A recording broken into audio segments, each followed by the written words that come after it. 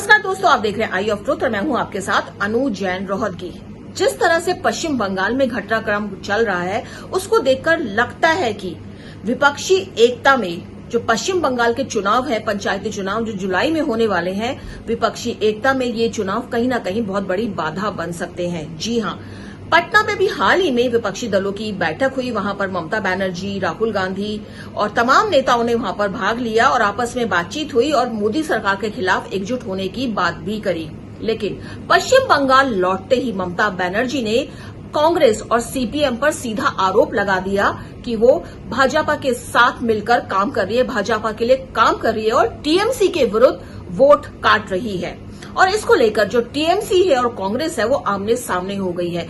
ममता ने पश्चिम बंगाल में जो पंचायती चुनाव है उसमें प्रचार के दौरान ये दूसरा ऐसा मौका है जब ममता ने खुलकर कांग्रेस पर वार किया और साथ ही सीपीएम पर भी कहा है, क्योंकि पश्चिम बंगाल में सीपीएम और कांग्रेस मिल करके काम कर रहे हैं और ये बात ममता को रास नहीं आ रही है, क्योंकि उनको लगता है कहीं ना कहीं इससे टीएमसी के वोट कट जाएंगे पंचायती चुनाव में। और जब ममता ने कांग्रेस पर ऐसी टिप्पणी करी तो वहां के जो अध्यक्ष, कांग्रेस अध्यक्ष अधीर रंजन चौधरी, जो लगातार ममता बनर्जी पर वार कर रहे हैं, उनको क्रिटिसाइज कर रहे हैं, उन्होंने भी खुलकर जवाब दिया कि टीएमसी की खुद की भूमिका हमेशा ही कटघरे में रही है। अगर हम एकता की बात करते हैं और विपक्षी दलों की बात करते हैं तो टीएमसी की खुद की भूमिका कटघरे में रही है, क्योंकि ममता बनर्जी के साथ ये है कि कब वो किसका साथ छोड़ दे पता नहीं चलता है। और आपको दोस्तों हम पहले भी बता चुके हैं, जिस तरह से कर्नाटक और हिमाचल के चुनाव से पहले ममता बनर्जी ने कांग्रेस को पूरी तरह से इग्नोर कर दिया था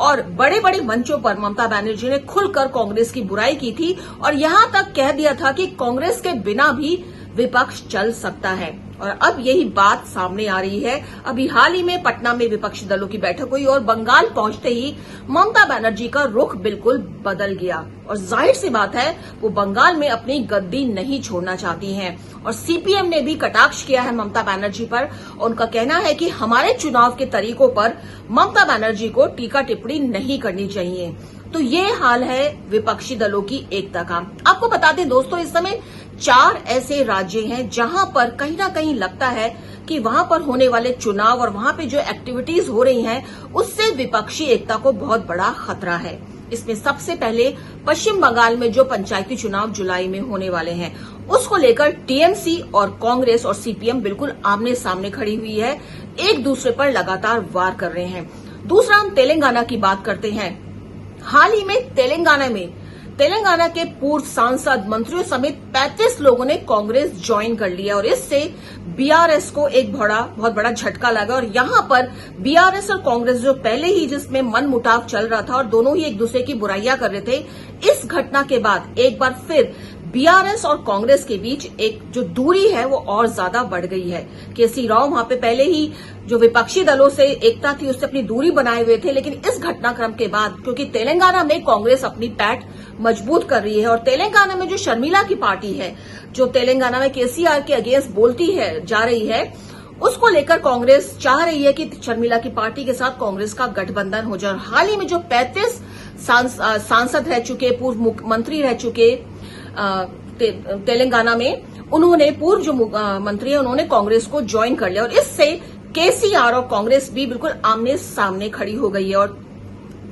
पश्चिम बंगाल, तेलंगाना और अब बात करते हैं दिल्ली और पंजाब की, दोनों ही जगह आम आदमी पार्टी की सरकारें और जिस तरह से आम आदमी पार्टी और कांग्रेस के बीच तनातनी चल रही है अध्यादेश को लेकर, ऑर्डिनेंस को लेकर, खुलकर एक दूसरे के खिलाफ आरोप लगा रहे हैं नेता। मल्लिकार्जुन खड़गे से लेकर राहुल गांधी से लेकर केजरीवाल ने सभी से मिलने की कोशिश की और रिक्वेस्ट करी पहले, और अब धमकी पर उतर आए हैं केजरीवाल। एक तरह से ब्लैकमेल कर रहे हैं कि विपक्षी एकता में शामिल नहीं होंगे जहां पर कांग्रेस होगी, नहीं तो कांग्रेस अपना जो स्टैंड है वो क्लियर करे। और दोस्तों, इन सब से एक बात जो समझ में आ रही है, जो एक्सपर्ट्स मान रहे हैं कि यहां पर कांग्रेस की जो स्थिति है बहुत ज्यादा इस समय मजबूत हो गई है। जो उसकी पुरानी स्थिति थी कांग्रेस की, 4 राज्यों में चुनाव इस समय कांग्रेस की सरकार है और कई और राज्यों में उसकी सीटें भी ठीक ठाक है, उसको लेकर कांग्रेस इस समय बहुत ज्यादा मजबूत स्थिति में नजर आ रही है और कहीं भी वो कॉम्प्रोमाइज करने के मूड में नहीं है। और उसको लग रहा है केजरीवाल के सामने अगर वो इस समय दब गए तो आगे जाकर और पार्टियां भी उसे ब्लैकमेल कर सकती हैं और यही कारण है वो ऑर्डिनेंस पर बहुत ही कड़ा रुख अपनाए हुए और लगातार ये कह रहे हैं कि ये पार्लियामेंट का मुद्दा है, पार्लियामेंट में ही सुलझाया जाए, बात होगी और पार्टी के अंदर डिस्कशन होगा, तब इस पर हम अपनी राय देंगे। और इसको लेकर केजरीवाल लगातार कांग्रेस पर वार कर रहे हैं और हाल ही में राजस्थान के दौरे में जिस तरह से उन्होंने वहां के मुख्यमंत्री अशोक गहलोत की निंदा की, सचिन पायलट की निंदा की, उसको भी कांग्रेस लीडर्स जो है, स्पेशली जो अजय माखन है कांग्रेस के नेता, वो केजरीवाल पर खुलकर वार कर रहे हैं कि एक तरफ तो वो मदद चाहते हैं कांग्रेस से ऑर्डिनेंस को लेकर और दूसरी तरफ वो खुलेआम कांग्रेस की बुराई कर रहे हैं। और यहां पर वो लगातार यही कह रहे हैं अजय माकन की शीला दीक्षित ने भी इसी पावर में इतनी अच्छी सरकार दिल्ली में चलाई थी, उनके पास भी वही पावर थी और दिल्ली का जो विकास शीला दीक्षित के समय में हुआ, ये सब लोगों ने देखा और अभी तक उसको अप्रिशिएट करते हैं। तो ऐसे में क्या है कि केजरीवाल को इतनी सारी पावर चाहिए और अपनी महत्वाकांक्षाओं को पूरा करने के लिए केजरीवाल ये सब चाहते हैं और कहीं ना कहीं जो उनका जो दबाव है कांग्रेस पर, कांग्रेस का ये कहना है कि वो इस दबाव में आने वाली नहीं है। तो दोस्तों, विपक्षी एकता की जब हम बात करते हैं, जितना खुल करके बोल रहे हैं, और नेक्स्ट जो बैठक है उनकी शिमला में होने वाली है, जिसमें कहा जा रहा है कि जब सारे दल मिलेंगे और उसको एक नाम दिया जाएगा, जिस तरह से एनडीए सरकार है मोदी की, उसी तरह से विपक्षी दल मिलकर एक नाम भी देंगे जिसके तहत सारे गुट इकट्ठा होकर मोदी सरकार के खिलाफ लड़ेंगे। लेकिन जिस तरह का घटनाक्रम स्पेशली 4 राज्यों में हो रहा है और जो पार्टियों के बीच फेस ऑफ की स्थिति हो गई है, उसको देखकर कहीं ना कहीं आम आदमी भी सोच रहा है कि विपक्षी एकता कहीं ना कहीं ये चुनाव के बाद, खासतौर पर पश्चिम बंगाल में पंचायती चुनाव के बाद, तेलंगाना चुनाव के बाद, दिल्ली और पंजाब और राजस्थान में जो घटनाक्रम हो रहा है, उसमें जो आगे जो स्थिति होगी, वहां पर जो स्थिति बन रही है, उसमें कांग्रेस बिल्कुल एक अपना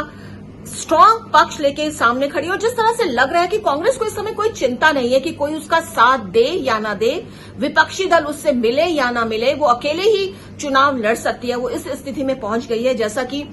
पिछले कुछ समय में कांग्रेस लगातार जीत हासिल कर रही है। तो एक कॉन्फिडेंस लेवल जो है कांग्रेस में बहुत ज्यादा है और उसको लग रहा है कि विपक्षी दल उसके साथ कोई ना जुड़े, उससे मुंह मोड़ ले, लेकिन कांग्रेस अकेले ही बीजेपी का सामना कर सकती है आने वाले चुनाव में, क्योंकि मध्य प्रदेश में और राजस्थान में जो चुनाव होने वाले हैं और जो रिपोर्ट आ रही है उसमें लग रहा है कि कांग्रेस पूरी टक्कर देने के मूड में है। और इसी तरह तेलंगाना में भी कांग्रेस की स्थिति मजबूत हो रही है। जिस तरह से हाल ही में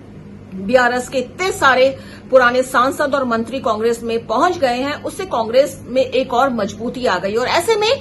एक्सपर्ट मान रहे हैं कि कांग्रेस बहुत ज्यादा एक कॉन्फिडेंस लेवल बढ़ गया है और वो अगर कोई भी विपक्षी दल उसको ब्लैकमेल करने की कोशिश करेगा, उसको दबाव बनाने की करेगा, तो कांग्रेस उसको बिल्कुल साइड लाइन कर देगी। और विपक्षी दल की ये मजबूरी है कि इस समय कांग्रेस की जो स्थिति है, विपक्षी दल बिना कांग्रेस के बन नहीं सकता है, ये सभी जानते हैं। हो सकता है अपने राज्यों में क्षेत्रीय दल बहुत ज्यादा मजबूत हो, चाहे तेलंगाना में केसीआर मजबूत हो, ममता बनर्जी पश्चिम बंगाल में, दिल्ली और पंजाब में चाहे केजरीवाल मजबूत हो, लेकिन जब राष्ट्रीय स्तर पर लोकसभा चुनाव होगा तो ये पार्टियां राष्ट्रीय पार्टियां नहीं है, इतनी उनकी एक्नॉलेजमेंट नहीं है जितनी कांग्रेस की। और ऐसे में कांग्रेस बिल्कुल रुख जो है कांग्रेस का, उसके लीडर समय समय पर साफ कर रहे हैं कि वो उसमें अब इतना दमखम है कि वो अकेले बीजेपी का सामना कर सकती है आगामी लोकसभा चुनावों में। और विपक्ष को, जो विपक्षी दल हैं, छोटे छोटे दल हैं, उनको कांग्रेस की जरूरत है, कांग्रेस को इतनी ज्यादा उनकी जरूरत नहीं है। और शायद यही कारण है कि कांग्रेस के तेवर, चाहे वो पश्चिम बंगाल हो, चाहे वो दिल्ली हो, चाहे वो पंजाब हो, चाहे वो तेलंगाना हो, बिल्कुल अलग नजर आ रहे हैं और बिल्कुल स्ट्रांग नजर आ रहे हैं कि उसको किसी से दबना नहीं है। तो दोस्तों, हम यहाँ विपक्षी एकता की बात कर रहे हैं और विपक्षी एकता को झटका तब लगा था जब जीताराम मांझी की जो गवर्नमेंट जो है दल है, उसने भी विपक्षी दल से किनारा कर दिया और वो एनडीए में शामिल हो गए अमित शाह से मिलकर के। तो ऐसे में लग रहा है कि जो घटनाक्रम चल रहा है अलग अलग राज्यों में और जो पार्टियां कह रही हैं कि हम नेशनल लेवल पे मोदी सरकार से के खिलाफ लड़ेंगे, लेकिन क्षेत्रीयों में, राज्यों में एक दूसरे के खिलाफ